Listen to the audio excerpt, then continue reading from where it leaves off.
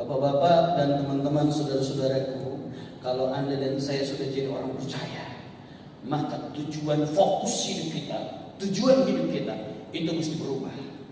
Bukan lagi untuk kita, tapi untuk kemuliaan Tuhan. Amin.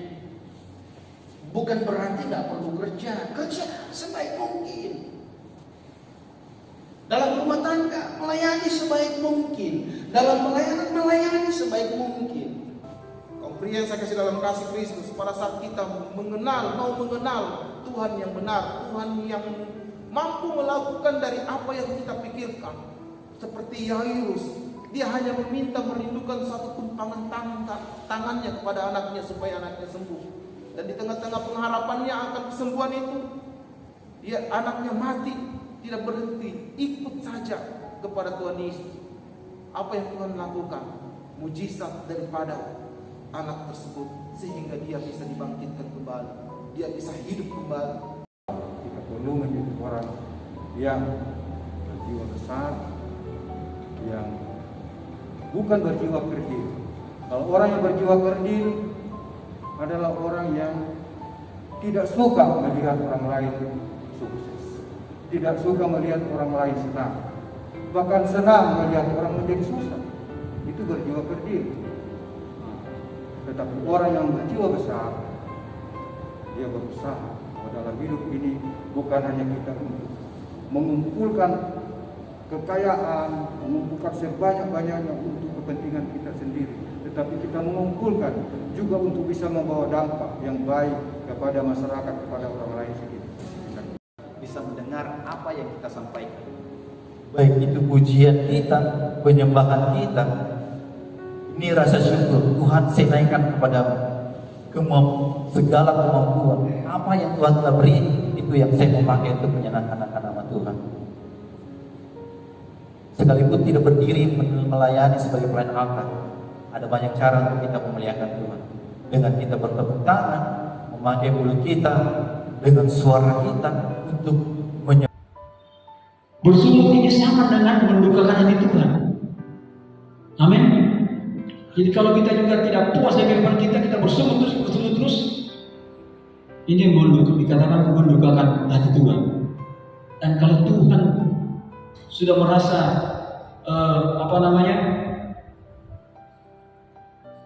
merasa juga hatinya, kenapa ini bangsa Israel yang saya pimpin, kenapa ini umatku di gereja ini sering bersungut, padahal firman Tuhan setiap minggu diberitakan kepada mereka, silih berganti pendeta hamba Tuhan, sudah bervariasi makanan yang diberikan, bukan hanya bubur, mungkin besok hamba Tuhan yang lain dalam bentuk Tuhan bilang, oh ini sudah contoh yang datang ini.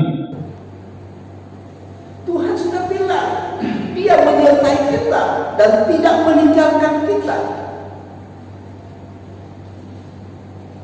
Ya, ini sudah.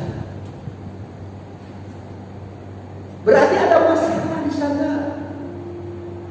Masalahnya bukan dari Tuhan, tetapi masalahnya ada di dalam diri kita. Ya, ada di dalam diri kita. Jangan kita bangga hanya karena kita sudah setia, hanya sebatas setia. Ya, jangan kita bangga kalau hanya sebatas kita dipercayakan suatu pelayanan. Ya, tetapi banggalah kalau ada sesuatu yang Tuhan senangkan di dalam kehidupan kita. Kalau sudah mulai tersimpan, yang mesti tersimpan, kayak enak sekali. 1 tahun, 1 bulan enak, 2 bulan enak, 3 bulan enak, 4 bulan enak, bertahun-tahun, itu semakin merusak iman kita, semakin merusak hati kita, sehingga yang muncul ketika kita dengar namanya saja kebencian yang muncul. Kembali ke ayat tadi, barang siapa mengasihi saudaranya, ia tetap berada di dalam terang. Artinya ketika kita semakin membenci, maka seperti kita ada dalam gereja, tetapi kita semakin masuk ke dalam kegelapan. 1 tahun oke, 2 tahun kita semakin tenggelam ke dalam kegelapan itu. 3 tahun semakin tenggelam ke dalam kegelapan. Dan pada akhirnya dalam kegelapan itu kita sudah tidak dilihat. Kenapa? Karena kita ada dalam kegelapan. Tidak bisa lagi berjalan tanpa Tuhan dalam kehidupan kita. Tentunya pria-pria yang kuat atau laki-laki yang kuat yang mau digambarkan di sini adalah orang yang berjalan di dalam Tuhan dan berlindung kepada Tuhan. Kemana? Kebenaran yang kuat. Dia lari ke sana, orang benar berlari dan kita menjadi selamat. Ini adalah gambaran orang yang berjalan dan berlindung kepada Tuhan. Saya mau katakan malam kami kepada kita semua. Ya. Yesus adalah sumber jawaban dari setiap permasalahan kita. Ya. Murid-murid berkata kepada Yesus, bahkan dengan muka yang muram, adakah kau salah satu seorang dari atau orang di sini yang tidak mengetahui apa yang terjadi dengan Yesus orang Nazaret? Padahal kami